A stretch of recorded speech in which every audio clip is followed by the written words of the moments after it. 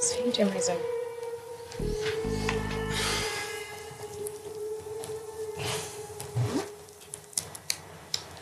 You know I love you, babe. Whatever.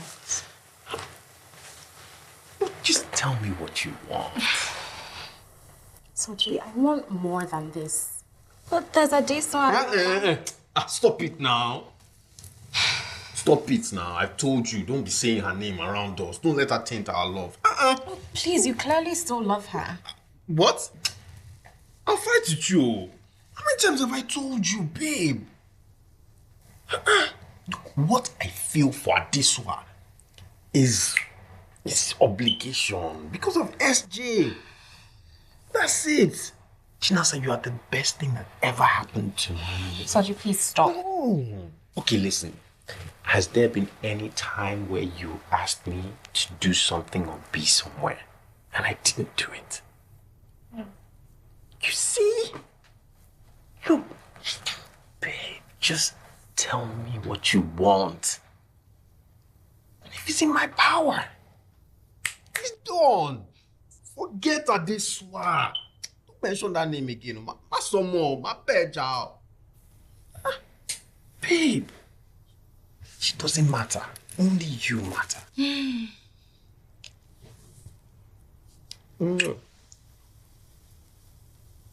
So, you're gonna stay tonight? Maybe. But you said you'd do anything. So tell me, what do you...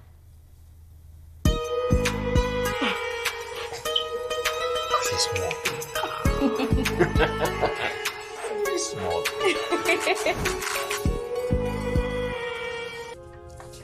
Ma, there seems to be another signatory in your account. Is that correct? Yes. So? May I know who the other signatory is, please? No. Why? Well, he came in yesterday and requested all the old money be moved to another account.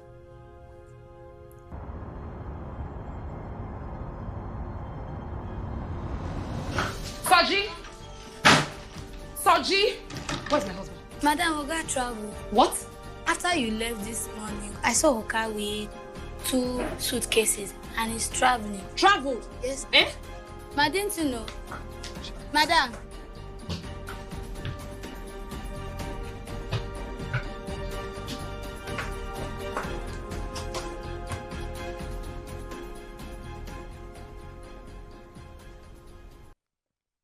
Chapter 4.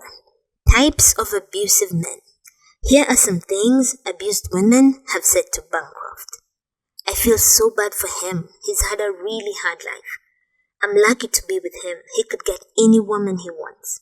I'm really scared of what he may do to me one day. I shouldn't argue with him because I just come out feeling like an idiot.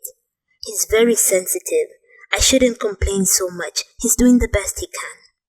He says the reason he cheats on me so much is that he's a sex addict. The tactics and attitudes of abusers vary across the world, with different cultures focusing on specific areas of control and cruelty. Still, abuse doesn't vary that much. Bancroft says, quote, one man uses a little more of one ingredient and a little less of the other, but the overall flavor of the mistreatment has core similarities. Assaults on the woman's self-esteem, controlling behavior, undermining her independence, disrespect, end quote. Here are some common types of abusers. 1. The demand man. Expects his partner's life to revolve around meeting his needs and becomes angry when anything gets in the way. It's all take with him, no give. He's highly critical and criticizes her frequently. Nothing she ever does is good enough. He exaggerates and overvalues his own contributions. He's likely to be furious when you make demands of him. Don't ask him to do anything, e.g., housework. He can be less controlling than other abusers as long as he's getting his needs met on his terms. These are the central attitudes governing his behavior. Your job is to do things for me. You should not place demands on me and should be grateful for whatever I choose to give. I am above criticism. I am a very loving and giving partner. You're lucky to have me. Number 2. Mr. Right. He is the ultimate authority on every subject under the sun, including how you should live your life. He finds little value in your thoughts and opinions and seeks to empty your head of such opinions and replace them with his superior ideas. This kind of man speaks like his partner is in danger of her own idiocy and needs to be saved from herself. He is wise and you're stupid. When Mr. Right decides to take control of a conversation, he switches into his voice of truth, giving the definitive pronouncement on what is the correct answer on the proper outlook. Abuse counselors call this tactic defining reality.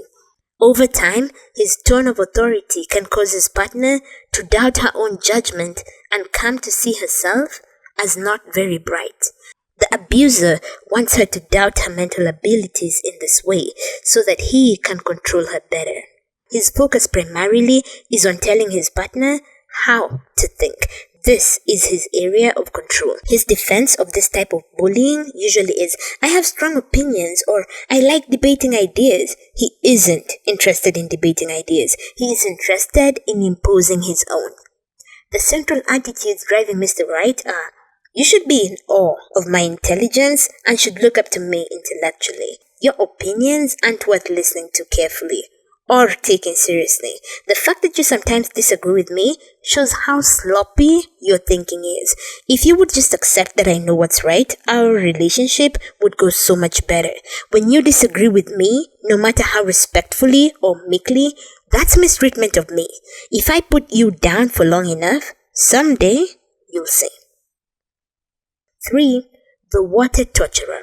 The water torturer proves that you don't need anger to be present for abuse. He can assault his partner psychologically without even raising his voice. His tools include low-volume sarcasm, derision, such as openly laughing at her, mimicking her voice, cruel remarks, and twisting things she said. He is relentless in his quiet derision and meanness. When the frustrated woman finally breaks and yells at him, he says, see? You're the abusive one, not me. This abuse is difficult to identify, and so women, in their struggle to understand what is happening, can end up blaming themselves. This is worsened by the fact that the water torturer doesn't think there's anything unusual about his behavior. The emotional assault can later escalate to low-level acts of violence, such as shoving. Here's what Bancroft says, quote, if you're involved with a water torturer, you may struggle for years trying to figure out what is happening. You may feel that you overreact to his behavior and that he isn't really so bad, but the effects of his control and contempt have crept up on you over the years. If you finally leave him, you may experience intense periods of delayed rage as you become conscious of how quietly but deathly oppressive he was, end quote. The central attitudes driving the water torturer are, you're crazy. You fly off the handle over nothing. I can easily convince other people that you're the one who is messed up. As long as I'm calm, you can't call anything I do abusive, no matter how cruel I am. I know exactly how to get under your skin. Number 4, the drill sergeant.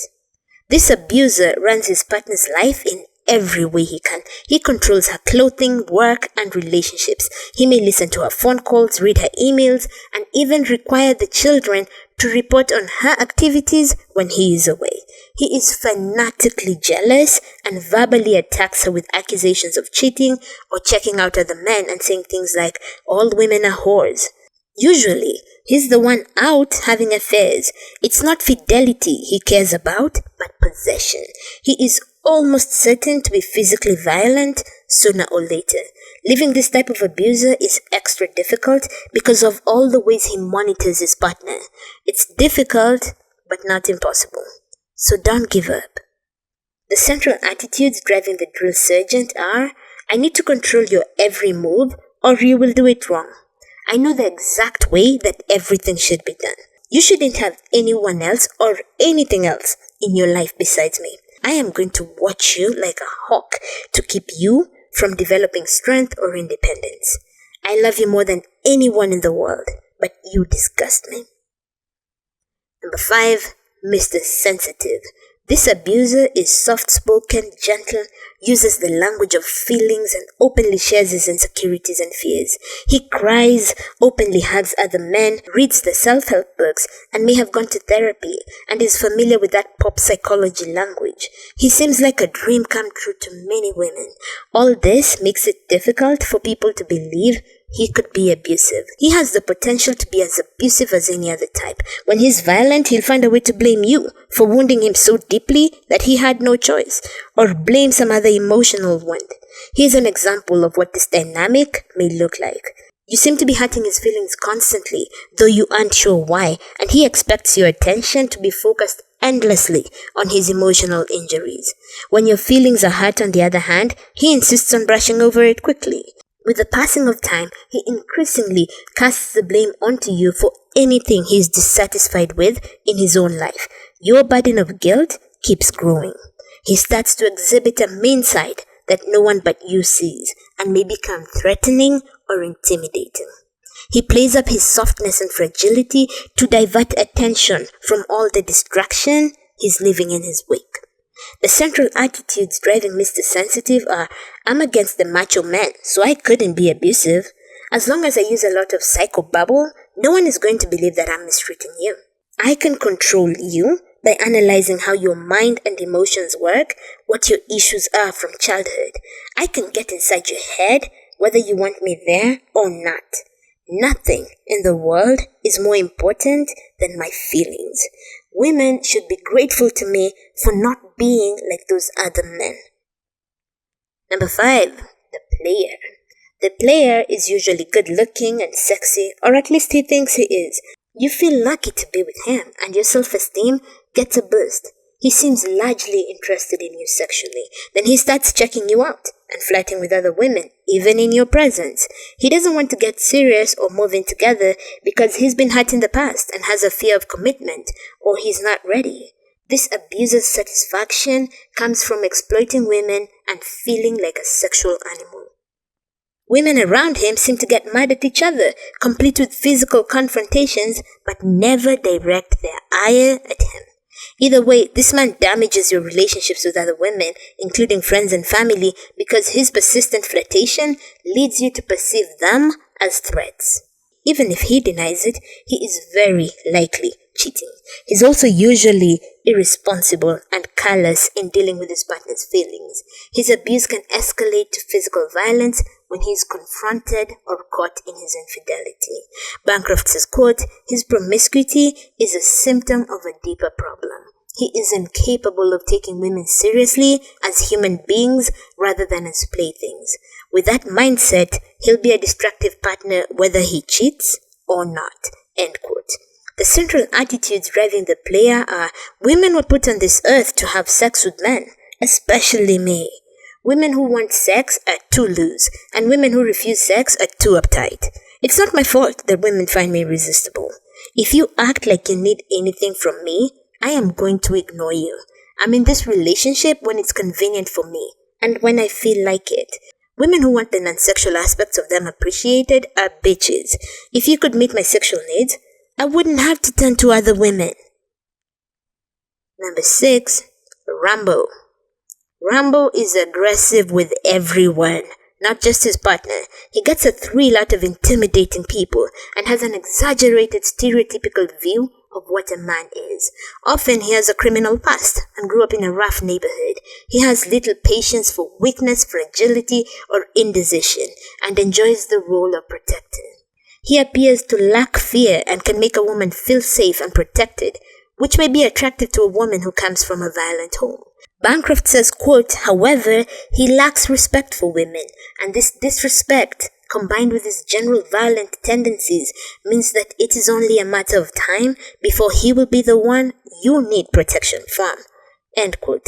Always remember, quote, the danger signs are violence and intimidation towards anyone, and disrespect and superiority towards women.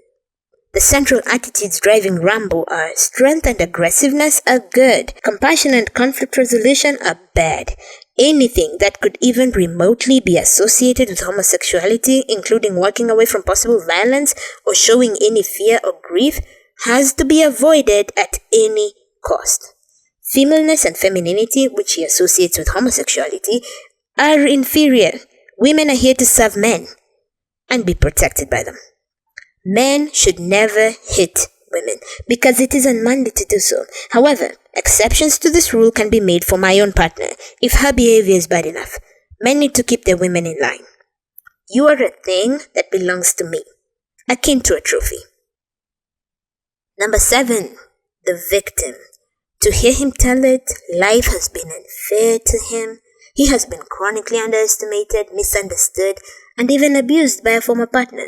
The victim and his heart-rending tales appeal to a woman's compassion. The woman starts to hate his abusive ex, even though most men who cry victim are usually the abuser. Bancroft says, quote, "The great majority of men who make such claims are physical abusers. Ask him for as much detail as you can about the violent incidents, and then try to talk to her, his ex, or seek out anyone else who could give you a different perspective on what happened," end quote.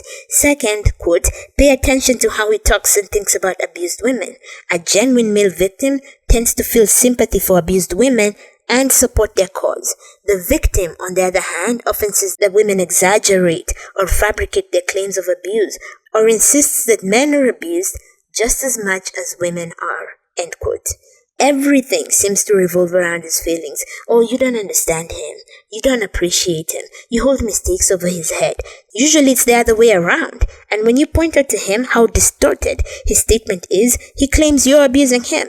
And it's not just you. Everyone is always wronging him, including neighbors, friends, his boss, total strangers. Bancroft adds, quote, "When the victim joins an abuser group, his story tends to go like this. I put up with my partner's mistreatment of me for years, and I never fought back or even tried to defend myself. But I finally couldn't take it anymore, and I started to give her a little taste of what she was doing to me. So now I've been labeled abusive. Women are allowed to do those things, and nobody cares. But as soon as a man does it, he's a pariah." End quote. This line of reasoning many times develops into a discussion of how men are the victims of women in society because women run the world. This is a startling distortion, given which gender actually dominates all legislatures, police departments, judgeships, businesses, and so on ad nauseum. The central attitudes driving the victim are, everybody has done me wrong, especially the women I've been involved with. When you accuse me of being abusive, you are joining the parade of people who have been cruel and unfair to me. It proves you are just like the rest. It is justifiable for me to do to you whatever I feel you're doing to me, and even make it quite a bit worse to make sure you get the message. Women who complain of mistreatment by men, such as relationship abuse or sexual harassment, are anti-male and out for blood. I've had it so hard that I'm not responsible for my actions. 8. The terrorist. This abuser stokes terror in his partner. He tends to be highly controlling and extremely demanding. His worst aspect is though he doesn't necessarily beat her, he reminds her that he could physically rip her to pieces or even kill her. Some abusers know how to terrorize their partners with threats, strange veiled statements, and bizarre behaviors. The terrorist is sadistic and cruel, enjoying causing pain and fear in his partner. Bancroft gives chilling examples of such men. There's the one who would glare at his wife while tapping his fingers on the table, then said to his wife, "You have 6 months left. Things better shape up around here." She'd plead with him to tell him what he had planned, but he wouldn't, leaving her in terror. Another man cut out a newspaper article about a woman who had been murdered by her husband, then taped it on the refrigerator. In another case, when this woman told her partner she was leaving him, he responded by spilling the blood of an animal in front of their house. Another client would take out his gun when he was angry at his partner, but would insist that he was just going to clean it and that it had nothing to do with her.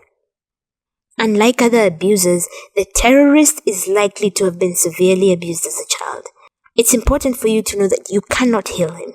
Usually, the hope of helping him overcome his problem may be what gets you through the terror of living with him as you daily hope he'll get better. The terror of living with this man can make it difficult to even start thinking of ways to escape to safety, but it is possible. Women do manage to get out. The central attitudes driving the terrorist are, you have no right to defy me or leave me. Your life is in my hands. Women are evil and have to be kept terrorized to prevent that evil from coming forth.